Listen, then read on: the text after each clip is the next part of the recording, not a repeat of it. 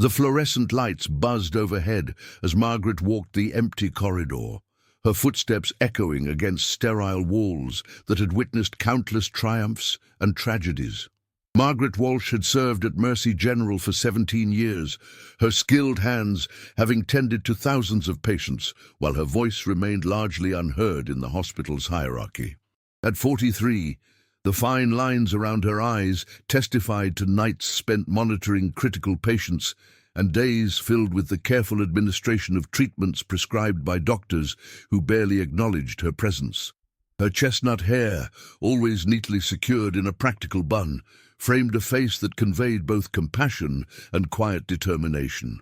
The pristine white uniform she wore, pressed crisp despite being 7 years old, was a stark contrast to the designer clothes beneath the white coats of the physicians who strode past her daily.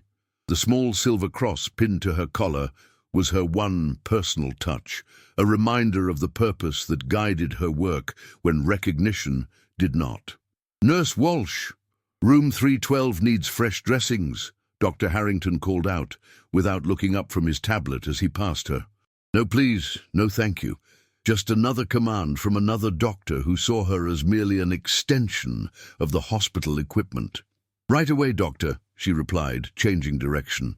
The patient in 312, Elijah Bennett, was recovering from extensive burn surgery, his 7th procedure in 12 days. He needed more than just dressing changes. He needed hope. Margaret had been quietly slipping devotional passages under his water cup each morning, carefully selected to speak to his situation without crossing professional boundaries. As she tended to Elijah's wounds with gentle precision, the young man stirred. "You know what's strange, Nurse Walsh," he whispered, his voice raspy from the ventilator he'd only recently been weaned from. "Everyone else rushes in and out, but you make me feel like I'm your only patient." Margaret smiled. "That's because in this moment, you are." She finished securing the fresh bandage. "The body heals better when the spirit isn't neglected." Elijah's eyes, the only part of his face not covered in gauze, crinkled slightly. "The doctors talk about my case in the hallway like I'm a particularly interesting science experiment, but you talk to me." Before Margaret could respond, the door swung open and Dr. Victoria Reynolds entered, followed by 3 residents hanging on her every word. At 52, Dr. Reynolds was the hospital's celebrated burn specialist, recently featured in Medical Innovation Today for her revolutionary grafting technique. "Let's see what we've got," Dr. Reynolds said, moving to the bedside without acknowledging Margaret. "Nurse, have you finished changing the dressings? Good. You can go." Margaret gathered her supplies, invisible once more. As she slipped out, she heard Dr. Reynolds launching into her explanation of Elijah's case to the eager residents.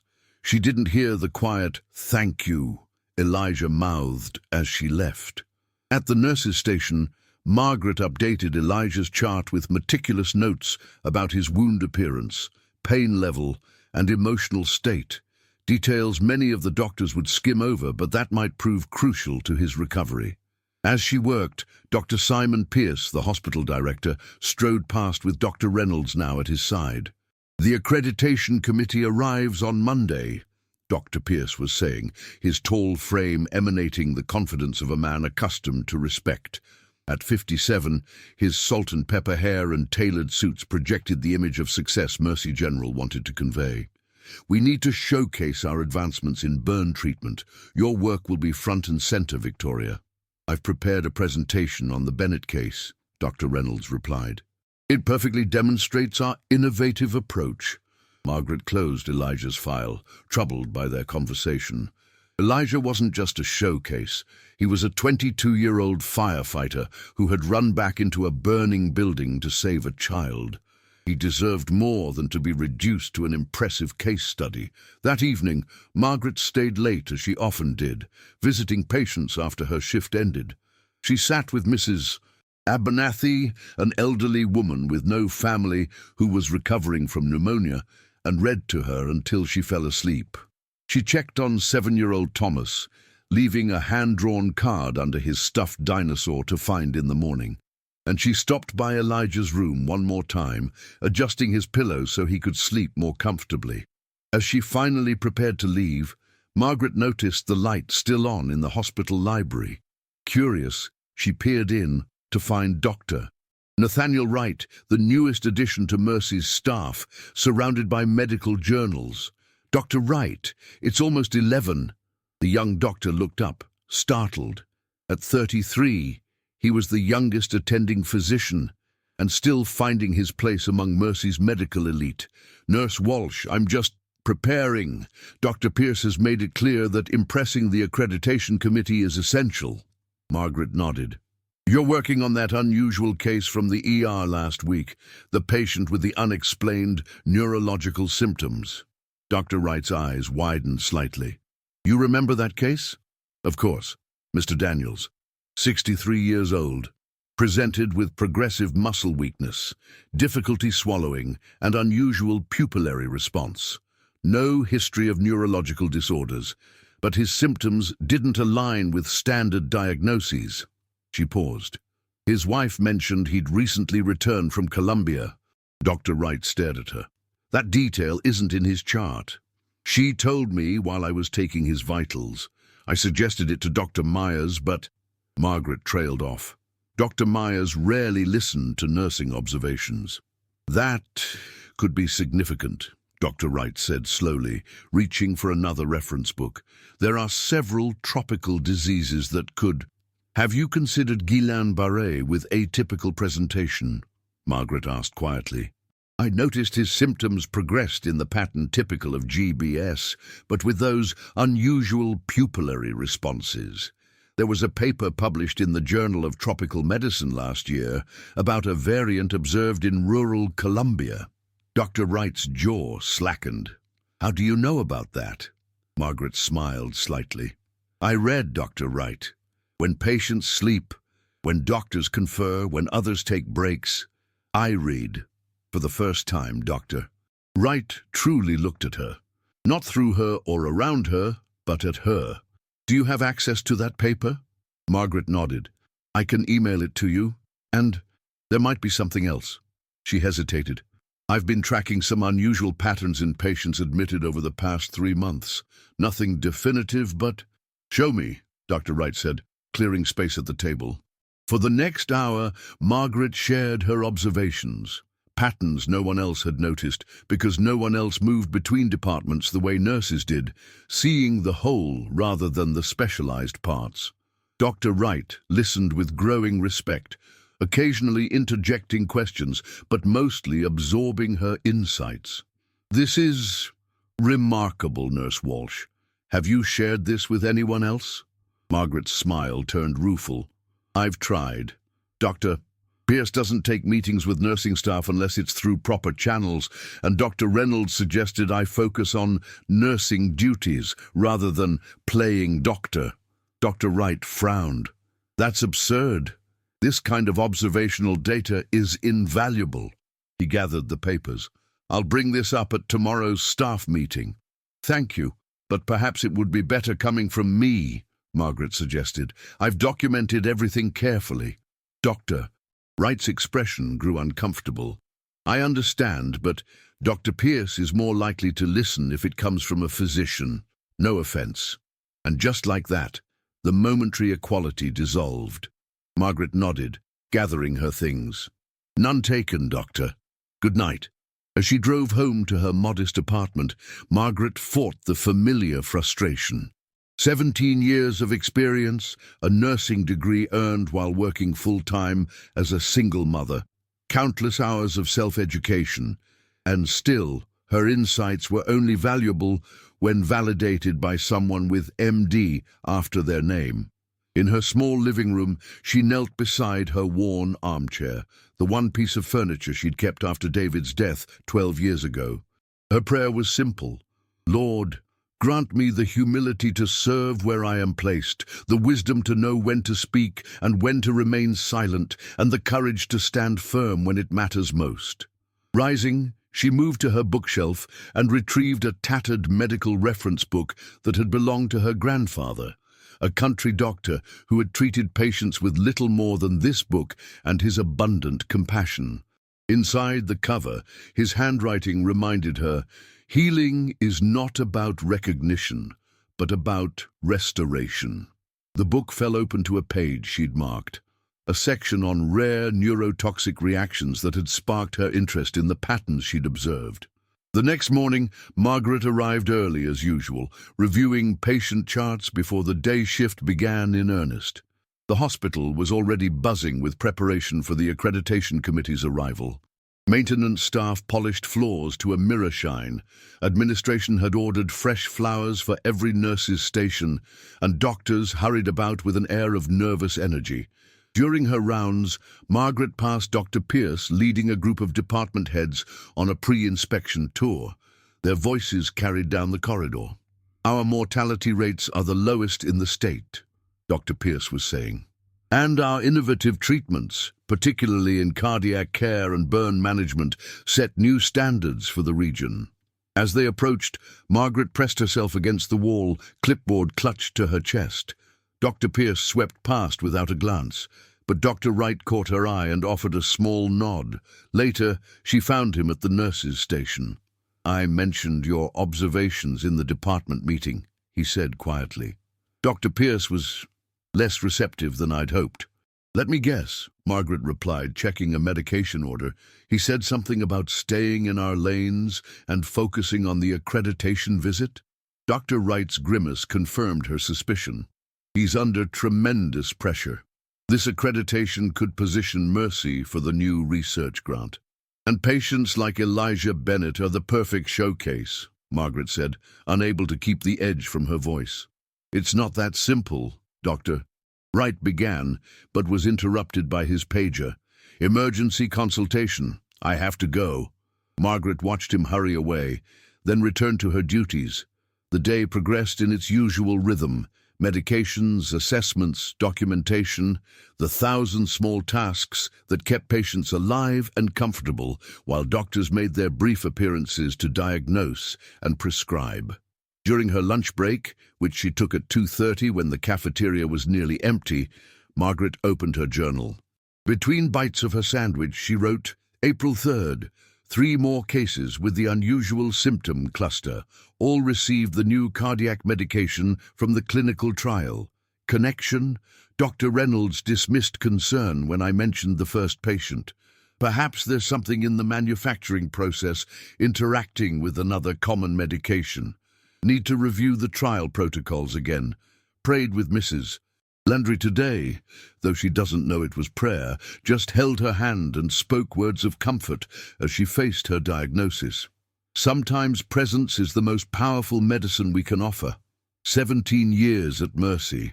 Sometimes I wonder if I should have left when David died, started fresh somewhere else, but God placed me here for a reason. I must trust the purpose even when the path seems thankless.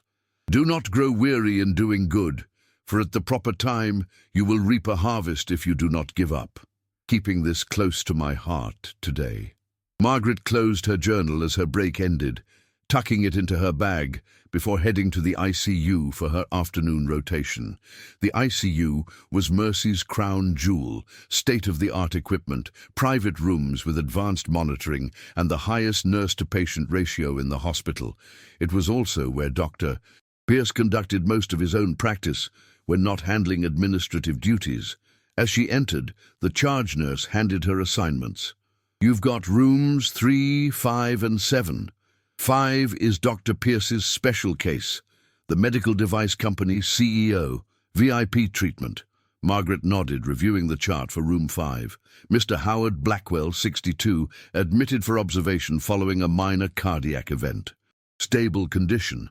But given his prominence and connections to potential hospital donors, he was receiving the full Mercy VIP experience. The corridor stretched before her, its gleaming floors reflecting the overhead lights. 2 doctors stood mid-hallway, deep in conversation, their white coats pristine against the institutional blue walls. Margaret recognized Dr. Reynolds and one of the cardiac specialists. As she approached, their voices lowered, but snippets reached her. Pierce is pushing too hard. These trial medications, the preliminary results are promising. Stock options. They fell silent as she passed, their eyes sliding over her as if she were merely another piece of hospital equipment. The weight of their dismissal pressed against her shoulders, but she straightened her spine and continued walking. Her uniform, crisp and white, despite countless washings, whispered against her legs, the only sound in the momentarily hushed corridor. In room 7, Margaret found Mr. Blackwell reviewing documents on a laptop, despite orders to rest. "Mr. Blackwell, I'm Nurse Walsh. I'll be caring for you this afternoon." The executive barely glanced up. "When is Dr. Pierce coming back? We have matters to discuss." "He typically makes evening rounds at 6, Margaret replied, checking the monitors. "Your heart rate is elevated. Those documents can wait." "This hospital's future can't wait," Mr. Blackwell retorted. "Do you have any idea what this accreditation means for Mercy, for the research opportunities?" Margaret smiled politely as she updated his chart. "I understand it's important, but right now, your health is my priority." Mr. Blackwell finally looked at her, really looked, and something in her calm assurance made him set the laptop aside. "You've been here a long time, haven't you? I remember you from my last stay 2 years ago." 17 years, Margaret confirmed, measuring his blood pressure. "Why, no offense, but with your experience, you could be at Johns Hopkins or Mayo, somewhere with more prestige." Margaret considered the question as she recorded his vitals. "I believe in serving where I'm needed, Mr. Blackwell. Mercy serves this community, all of this community, not just those who can afford the best care." "Admirable," he said, though his tone suggested he found it puzzling rather than truly admirable. "Dr. Pierce mentioned the new cardiac medication you're administering. How's it performing?" Margaret's hand stilled momentarily. "Are you participating in the clinical trial, Mr. Blackwell?" "Started last week. Pierce fast-tracked my enrollment given my history." Alarm bells rang in Margaret's mind, but she kept her expression neutral. "I see. Have you experienced any unusual symptoms? Muscle weakness, vision changes, difficulty swallowing? Some mild tingling in my left arm yesterday. Pierce said it was nothing to worry about." Mr. Blackwell studied her. "Why should I be concerned?" "I'm sure Dr. Pierce is monitoring you closely," Margaret said carefully, "but please let me know immediately if you experience any new symptoms, no matter how minor they seem." As she left Mr. Blackwell's room, Margaret spotted Dr. Wright at the nurse's station and approached him. "Dr. Wright, do you have a moment?" He looked up from the chart he was reviewing. "What is it, Nurse Walsh?" "It's about the cardiac trial medication. Mr. Blackwell mentioned he's enrolled, and I've noticed some concerning patterns in other trial participants." Dr. Wright glanced around nervously. "This isn't the place to discuss this. Dr. Pierce is very protective of the trial." "That's precisely why we need to discuss it," Margaret insisted. 3 patients have developed unusual neurological symptoms after starting the medication. It's not in the listed side effects, but the pattern is too consistent to ignore. Have you documented this?" "Of course, it's all in my—" "Nurse Walsh." Dr. Reynolds' sharp voice cut through their conversation. "Is there a reason you're delaying Dr. Wright from his duties?" Margaret turned. "Dr. Reynolds, I was just discussing a potential medication concern. If you have concerns, you should follow proper channels," Dr. Reynolds said dismissively. "File a report with pharmacy, and if they deem it significant, they'll bring it to medical staff. With respect, doctor, these symptoms could indicate a serious reaction. Mr. Blackwell has already mentioned." "Mr. Blackwell is Dr. Pierce's patient, and part of a carefully monitored trial," Dr. Reynolds interrupted. "I'm sure you mean well, but you're overstepping." Again, the dismissal stung, but Margaret stood her ground. "Patient safety isn't overstepping." Dr. Reynolds' eyes narrowed. "Your dedication is noted, Nurse Walsh, but perhaps remember that without nurses who follow protocols, this hospital couldn't function." She turned to Dr. Wright. "Dr. Pierce wants an update on the Sanders case before the department meeting." As Dr. Reynolds walked away with Dr. Wright reluctantly in tow, Margaret remained standing in the corridor, the weight of unheard warnings heavy on her shoulders. The bustle of the ICU continued around her, monitors beeping, staff moving efficiently between rooms, the organized chaos of modern medicine in action. In that moment, caught in the fluorescent glare of the hospital lights, Margaret felt more alone than ever. The small cross pinned to her collar seemed to press against her skin, a reminder of a greater purpose beyond professional recognition. Taking a deep breath, she returned to her duties, the concern for her patients outweighing her frustration at being dismissed. Later that afternoon, as Margaret was checking medications in the dispensary, an announcement came over the hospital intercom. All department heads and senior staff to Conference Room A for final accreditation preparation. Repeat, all department heads and senior staff to Conference Room A.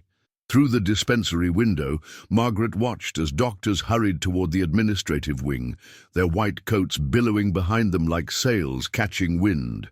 Dr. Pierce strode past, his tall frame projecting confidence, with Dr. Reynolds and several other senior physicians flanking him like courtiers around a king. As the medical elite of Mercy gathered to prepare their impressive presentation, Margaret continued her work, methodically checking each medication against each order, ensuring no errors would harm the patients left in her care. The small, worn medical reference book from her grandfather sat on the counter beside her. She'd been consulting it regarding the unusual symptoms she'd observed. The next morning dawned bright and clear. Accreditation Day. Mercy General hummed with nervous energy as staff made final preparations. Margaret arrived early as usual, her uniform freshly pressed, her mind focused on her patients rather than the important visitors. At precisely 9 o'clock, Dr. Pierce greeted the accreditation committee in the main lobby, 5 distinguished physicians and healthcare administrators from across the country. Their tour would take them through each department, culminating in a presentation of Mercy's innovative treatments and impressive outcomes. Margaret went about her duties, glimpsing the tour group occasionally as they moved through the hospital. In the burn unit, she heard Dr. Reynolds proudly discussing Elijah Bennett's case, describing the revolutionary grafting technique as if the young firefighter were merely an interesting puzzle successfully solved. By noon, the committee had reached the cardiac care unit. Margaret was checking on Mr. Blackwell when Dr. Pierce entered with the visitors. "And here we have Mr. Howard Blackwell, CEO of Meridian Medical Devices," Dr. Pierce announced. "Mr. Blackwell is participating in our groundbreaking clinical trial for Next-Gen X, a cardiac medication showing remarkable promise in preliminary studies." Mr. Blackwell, now sitting up and looking substantially better than the day before, smiled at the visitors. "Simon and his team are doing extraordinary work here. That's why Meridian is considering Mercy for our next major research partnership." Dr. Pierce beamed. "We've seen unprecedented improvement in cardiac function with minimal side effects. Our data suggests Next-Gen X could revolutionize treatment for—" A sudden alarm from one of the monitors interrupted him. Margaret moved quickly to check Mr. Blackwell's vitals as he clutched at his left arm. "Just a little tingling," he said, but his voice sounded strained. Dr. Pierce stepped forward. "Likely just a minor arrhythmia. Nothing to be concerned about." He turned to the committee. "Perhaps we should continue to the laboratory where our research—" "Dr. Pierce," Margaret interrupted, her voice firm. "Mr. Blackwell's blood pressure is dropping and his heart rate is irregular. I'm also noting pupillary changes consistent with potential neurotoxicity." The director turned to her, irritation flashing across his face. "Nurse Walsh, I'm sure it's just—" Mr. Blackwell suddenly gasped, his body stiffening. "Can't swallow." The monitors erupted in a cacophony of alarms as Mr. Blackwell began seizing. The accreditation committee members backed against the wall as Dr. Pierce rushed to the bedside. "Code Blue!" Margaret called out, hitting the emergency button. "Dr. Pierce, This matches the pattern I've observed in other trial participants. It's a severe reaction to Next Gen X, complicated by his particular cardiac profile. Dr. Pierce barely glanced at her as he barked orders. Push 1 milligram of lorazepam. Start preparation for cardioversion. The crash team arrived, and the room filled with medical personnel. Margaret tried again. Doctor, standard protocols won't work. This isn't a typical cardiac event or seizure. The neurotoxic reaction requires... Nurse Walsh, Dr. Pierce snapped. Follow protocols or step aside. Margaret stepped back, watching as they administered the standard medications with no effect. Mr. Blackwell's condition continued to deteriorate as the baffled physicians tried increasingly desperate measures. The accreditation committee members exchanged concerned glances. Then, suddenly, Dr. Pierce clutched his chest, staggering backward. His face paled alarmingly as he reached for the wall to steady himself. Simon! Dr. Reynolds moved toward him, but before she could reach him, Dr. Pierce collapsed to the floor, his body jerking in seizures identical to Mr. Blackwell's. Chaos erupted as staff now faced 2 critical patients. Margaret knelt beside Dr. Pierce, checking his vitals, while Dr. Reynolds called for another crash cart.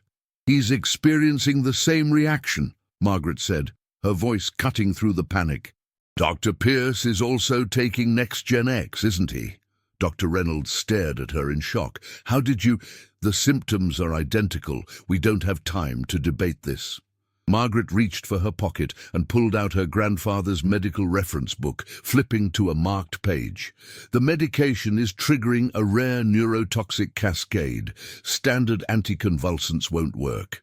As the room descended further into chaos, with the accreditation committee witnessing their host hospital seemingly unable to handle the emergency, Dr. Wright pushed through the crowd. "What do you suggest, Nurse Walsh?" he asked, his face grave. Margaret looked up, surprised at being asked directly. Phenobarbital and magnesium sulfate, administered simultaneously. Then a calcium channel blocker to prevent further neural damage. It's documented in cases of similar neurotoxicity. Dr. Wright hesitated only briefly before nodding. Do it. That's against protocol for cardiac patients, Dr. Reynolds objected. And following protocol is killing them, Dr. Wright countered. Nurse Walsh has been tracking these reactions for weeks. We should have listened earlier. As the debate raged, Margaret made her decision. With steady hands, she prepared the medications from the crash cart and administered them to Dr. Pierce, her movements precise despite the pressure of the moment. Dr. Wright, seeing her confidence, directed another nurse to prepare the same treatment for Mr. Blackwell. For several tense minutes, nothing changed. The monitors continued their ominous warnings as both men convulsed. Dr. Reynolds paced, shooting accusatory glances at Margaret. The accreditation committee members whispered among themselves, clearly disturbed by the unfolding crisis. Then, gradually, Dr. Pierce's seizures began to subside. His vitals, while still concerning, started to stabilize. Moments later, Mr. Blackwell showed similar improvement. Administer the calcium channel blocker now, Margaret directed, her voice calm but authoritative. When no one moved immediately, she added, please, before the neural damage becomes permanent. Dr. Wright nodded to the hesitant staff. Do as she says. Within 30 minutes, both patients were stabilized and transferred to the ICU for close monitoring. As the emergency teams dispersed, an uncomfortable silence fell over the remaining staff. The accreditation committee members stood clustered together, their expressions a mix of concern and assessment. The eldest committee member, Dr. Eleanor Winters, stepped forward. I believe we've seen enough for now. We'll reconvene after lunch to discuss recent events. And as they filed out, Dr. Reynolds turned to Margaret, her expression unreadable. That was either the most reckless or the most brilliant nursing intervention I've ever witnessed. Time will tell which. It wasn't recklessness, Doctor. It was research, Margaret replied quietly. The same research I tried to bring to your attention 3 times in the past 2 weeks. Left alone in the now quiet room, Margaret allowed herself a moment of relief. She hadn't acted for recognition or to prove a point. She'd acted because lives were at stake. Returning her grandfather's book to her pocket, she went to check on her other patients, the day's duties continuing despite the drama.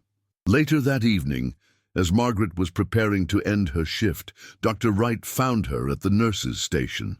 "Dr. Pierce is asking for you," he said, his expression serious but tinged with something new: respect. "He's conscious and stable. The neurologists believe he'll make a full recovery, thanks to your quick intervention." Margaret nodded, gathering her courage as she walked to the ICU. Dr. Pierce lay in the bed, monitoring equipment surrounding him, looking smaller and more vulnerable than she had ever seen him. "Nurse Walsh," he said as she entered, his voice weaker than normal, but his eyes clear. "I understand I owe you my life." Margaret moved to check his vitals, falling back on professional routine. "You're recovering well, Dr. Pierce. Your neurological responses are normalizing." Margaret, the use of her first name, stopped her. In 17 years he had never once called her by her first name. "Please sit down." Reluctantly, she took the chair beside his bed. "Dr. Wright explained what happened," he continued, "about the pattern you identified in the trial participants, about your attempts to raise concerns." He paused, seeming to struggle with his next words. "About how I dismissed you."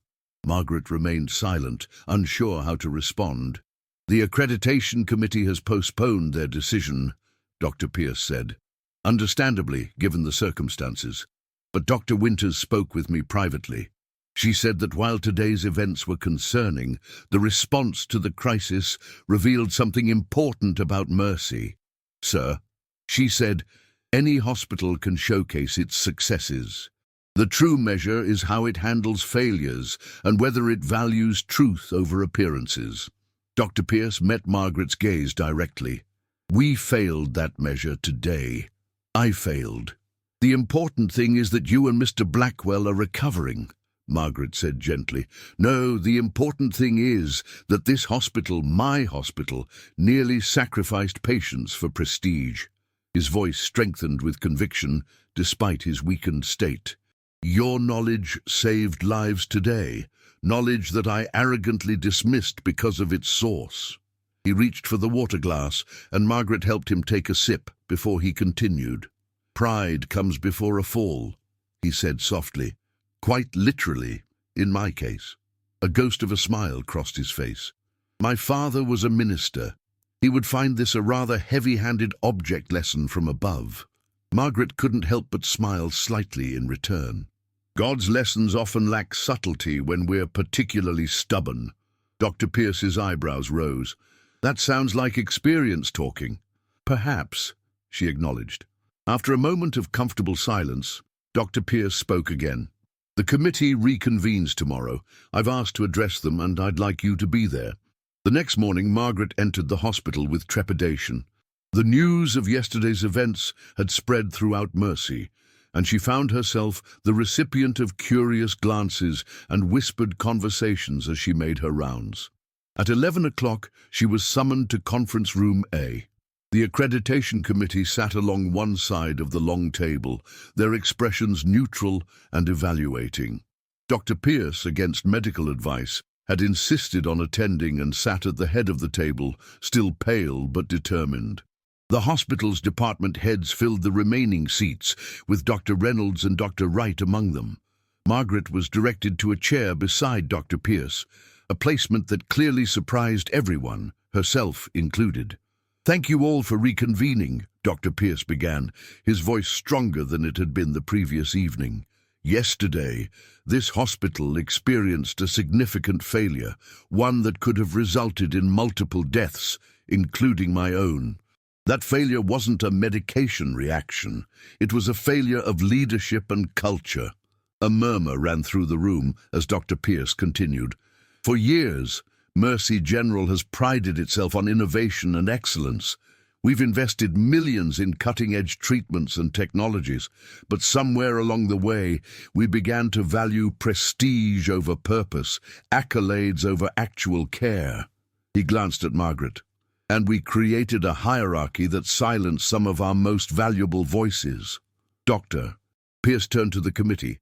You came to evaluate our hospital's excellence. Instead, you witnessed our greatest weakness, but you also saw our greatest strength. Staff members willing to risk their positions to save lives, to speak truth when it would be easier to remain silent. He placed a hand on a folder in front of him. We are withdrawing from the next Gen X trial, pending full investigation. Mr. Blackwell has agreed this is the appropriate course of action.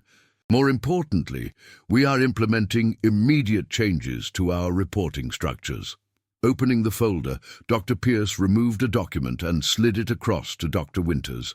This is our proposal for a new Patient Safety Council, with equal representation from physicians, nursing staff, and other clinical departments, and I'm asking Nurse Margaret Walsh to lead it. Margaret's breath caught as all eyes turned to her.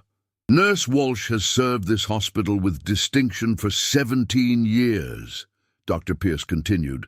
Her knowledge, observation skills, and commitment to patients exemplify the values this hospital should uphold. Yesterday, she saved 2 lives because she valued truth over protocol and service over status. Dr. Winters reviewed the document, then looked up with an approving nod. This is a significant structural change, Dr. Pierce. Yes, it is, he agreed, and long overdue. Mercy can't truly be excellent if we only listen to some voices while silencing others. After the meeting adjourned, Margaret found herself surrounded by colleagues offering congratulations and, in some cases, somewhat sheepish apologies. Dr. Reynolds approached last, her customary confidence tempered with humility. I owe you an apology, Nurse Walsh, she said quietly. I should have listened. We all have moments of blindness, Doctor, Margaret replied. What matters is how we respond once we can see clearly. Dr. Reynolds nodded thoughtfully. I look forward to working with you on the council. As the room emptied, Dr. Pierce asked Margaret to stay behind. When they were alone, he pulled out a second document from his folder. This is for you, he said, sliding it across the table. It's overdue recognition of your contributions to this hospital. Margaret looked down at the paper, a formal recommendation for her to complete a physician assistant program with full funding from the hospital and a guaranteed position upon completion. Dr. Pierce, It's your choice, he interrupted gently. You've more than earned this opportunity, but selfishly, I hope you'll remain at Mercy in some capacity. We need your voice. I need your voice, to remember what truly matters in medicine.